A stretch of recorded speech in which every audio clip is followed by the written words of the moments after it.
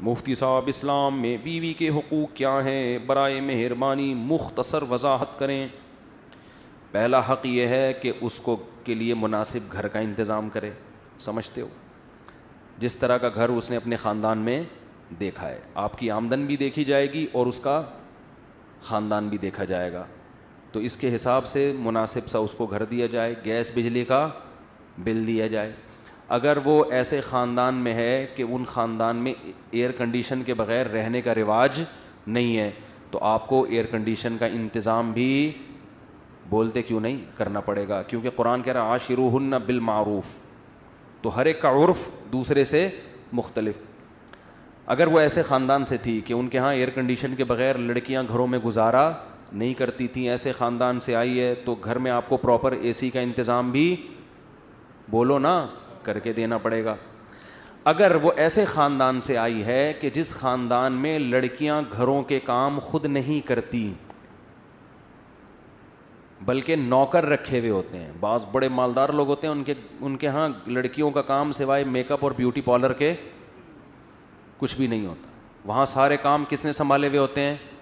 خادموں نے، نوکروں نے، اتنے اونچے خاندان ہیں، تو پھر آپ کو اس کے لیے ملازم کا انتظام بھی، آپ اپنے حقوق اپنی، اب منہ سے آواز نہیں نکل رہی، شادیوں پہ بیان کرتا ہوں سارے نعرے لگا، میں پشاور میں تھا، ایک نے نعرہ لگایا مفتی طارق مسعود زندہ باد، دوسرے نے کہا 4 شادیاں زندہ باد مجھے بڑی ہنسی آئی، میں نے کہا الحمدللہ ان کے دماغ میں 4 شادیاں گھول کے ہم نے پلا دی ہیں، بس یہی بہت بڑا مقصد حاصل ہو گیا، ان کو کھوپڑی میں بیٹھ گئی یہ بات، نعرے لگ رہے ہیں بھائی اب تو آپ لوگ نہ لگائیں برائے مہربانی بھائی، ویڈیو نہ بنائیں، ٹھیک ہے؟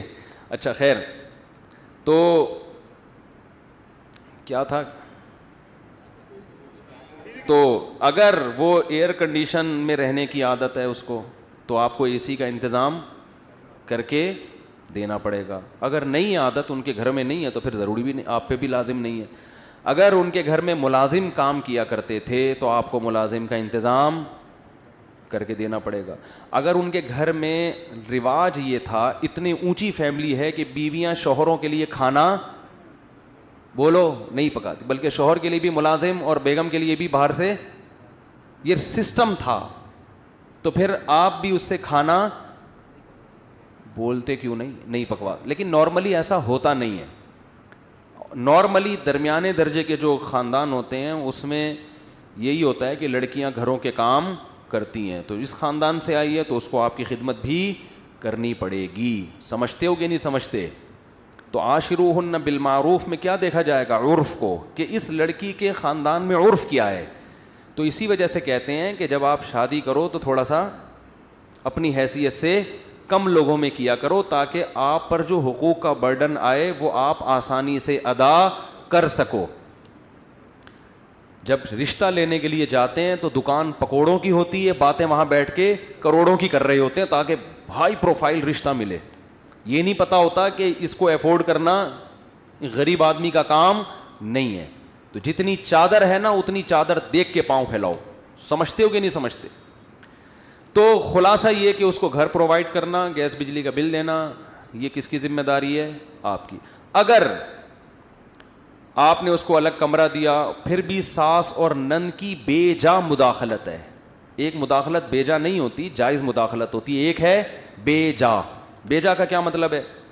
جب چاہیں دیور صاحب آ کے کمرہ کھول کے اندر جھانک لیتے ہیں، بیگم بھابھی کیا کر رہی ہے، اس کا اپنا کوئی سیپریٹ کوئی لاکر ہی نہیں ہے، اس کا کوئی اپنی چیزیں رکھنے کا انتظام ہی نہیں ہے، جب چاہیں ساس خام میں، کبھی کبھار تو ہوتا ہے لیکن ہر وقت ہی اس کو کوئی اپنی پرائیویسی نہیں ہے، تو پھر مرد پر لازم ہے کہ اس کو اپنے والدین سے الگ گھر لے کر دے۔ سمجھتے ہو؟ بعض خاندانوں میں ایسا رواج ہے کہ دیور صاحب جب چاہیں منہ اٹھا کے آ جاتے ہیں، وہ جس حالت میں بیٹھی ہوئی ہے اس کو شرم آتی ہے، سسر صاحب گھس آتے ہیں۔ بھائی جوان بیٹی بھی جب جوان ہو جائے تو باپ ایسے داخل نہیں ہوتا بیٹی کے کمرے میں، تھوڑا سا نوک کرتا ہے، اس کو سمٹنے کا موقع دیتا ہے، انہوں گھسے چلے آ رہے ہیں، وہ کس حال میں بیٹھی ہوئی ہے، نہیں جی ہمارا گھر ہے۔ اس قسم کی انٹرفیئرنس اگر ہو رہی ہو تو یہ عورت پہ ظلم ہے۔ سمجھتے ہو؟ تو ایسی صورت میں اس لڑکی کے لیے آپ کو اپنے والدین اور رشتہ داروں سے الگ گھر لے کر دینا بول لو نا, واجب ہے, کیونکہ اس پہ ظلم ہو رہا ہے ایک نوعیت.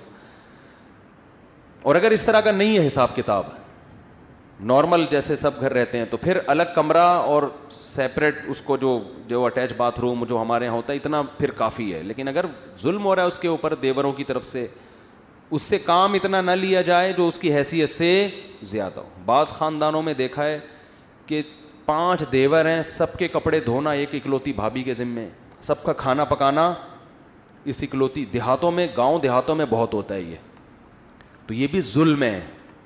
سمجھتے ہو کہ نہیں سمجھتے ہو؟ ایک عورت پہ ایک آدمی نے کہا میری بیوی 18 روٹیاں پکاتی ہے, ابا کے لیے, اماں کے لیے, بھائیوں کے لیے, بہنوں کے لیے, پھر اس کے بعد پھر دکان کے ملازمین کے لیے بھی. یار یہ تو ظلم ہے نا یار, اس ملازمین کے کام اس بیچاری سے کیوں لے رہے ہو آپ؟ تو یہ ہے نان نفقہ. دوسری بات یہ ہے کہ اس کو ٹارچر نہ کرے ذہنی ٹارچر کا مطلب یہ ہوتا ہے بات تمیز سے کرے. گھر میں جب داخل ہو تو حضرت عائشہ فرماتی ہیں ہمارے نبی مسکراتے چہرے کے ساتھ داخل ہوتے تھے. آج بہت سے میاں جب گھر میں داخل ہوتے ہیں تو ایسا لگتا ہے چنگیز خان نے بغداد پہ حملہ کر دیا ہے. چنگیز خان نے کیا کر دیا ہے؟ بغداد پہ حملہ کر دیا, اور بغداد کی اینٹ سے اینٹ بجا دی, خلافت کا خاتمہ کر دیا اس نے. تو جب آپ گھر میں آئیں تو کیسے؟ اور عورت کی بھی ذمہ داری ہے, جب یہ میاں آ کے مسکراہٹ دیے تو آپ نے بھی آگے سے مسکراہٹ کا جواب مسکراہٹ سے دینا ہے. وہ بھی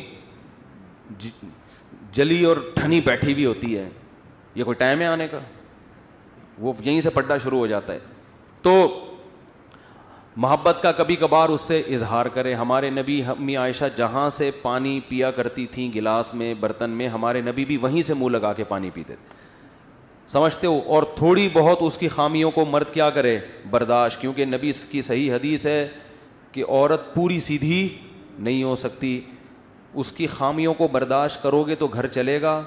برداشت کی پالیسی ختم ہو گئی تو عورت 100% صحیح نہیں ہوگی بلکہ گھر ٹوٹ جائے گا. سمجھتے ہو بات کو؟ تو کیا کرنا ہے؟ ایک حد ہے, ایسا نہیں کہ وہ بیچ کے کھا گئی آپ کو, بینک میں رکھوا دیا کہ یہ قسطوں پہ گاڑی چاہیے, رہن کے طور پر میرا میاں رکھا ہوا ہے آپ نے. ٹھیک ہے نا؟ تو یہ پراپر, یعنی کبھی کبھار محبت کا اظہار کرے, اس سے تمیز سے بات کرے. گھر میں گدھوں کی طرح چیخے بولتے کیوں نہیں.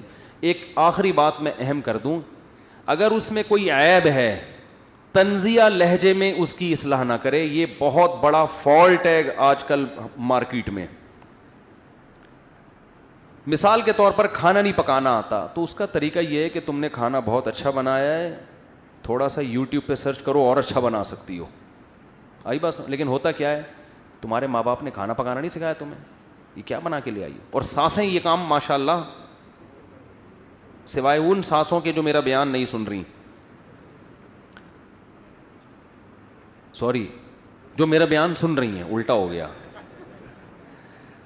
جو سانسیں میرا بیان سن رہی ہیں ان کے علاوہ جتنی سانسیں ہیں, جب وہ بہو میں کوئی عیب بیان کرتی ہیں تو طنز کا عنصر اس میں زیادہ. مثال کے طور پر کھانا نہیں, کدو صحیح نہیں گلے, تو وہ یہ نہیں کہیں گی کہ بیٹا یہ بہت اچھا کھانا ہے, تھوڑا سا اگر ٹیمپریچر زیادہ کر لیتی یا تھوڑا ٹائم اور رکھتی تو یہ اور اچھا بن جاتا. یہ اسٹائل, وہ ساس کیسی جس کا اسٹائل یہ ہو,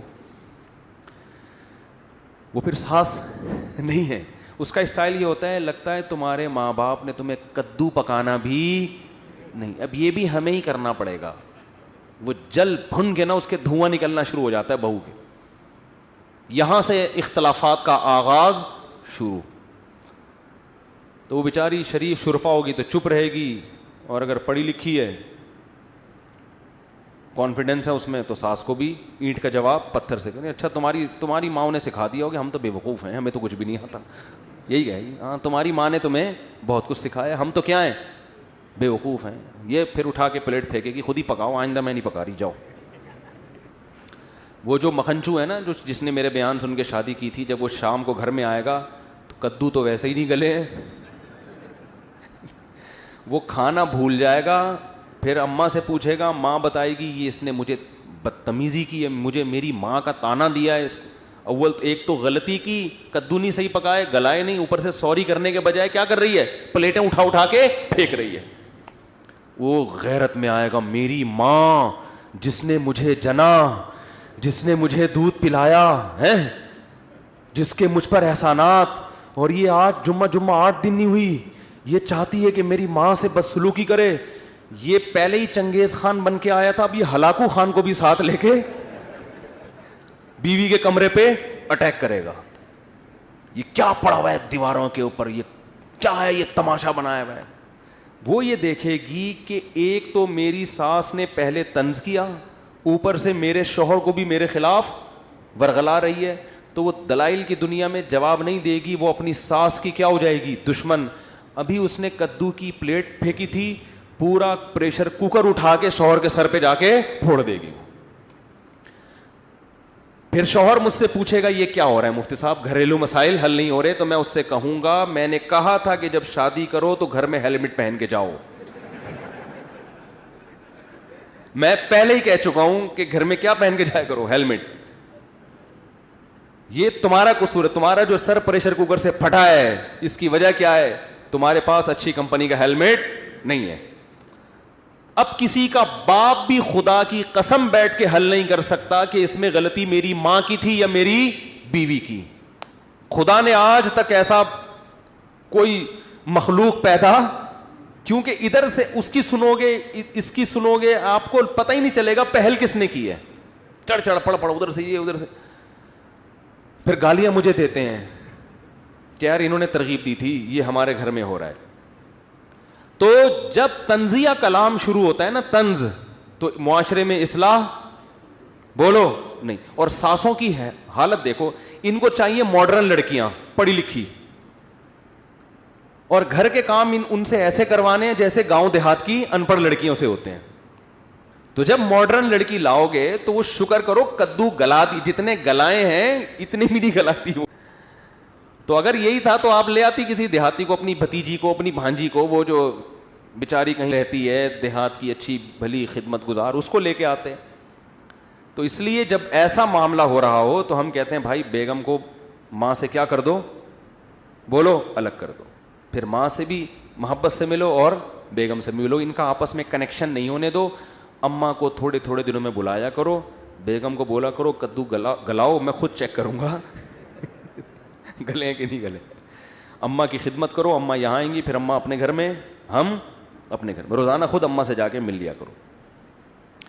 یہ تو حقوق ہیں. آگے میرے بھائی میاں کے بھی حقوق ہیں کچھ, وہ پھر کبھی بیان کروں گا. میاں بیچارے, ہم خود ایک میاں ہیں ہمارے بھی کچھ حقوق ہیں.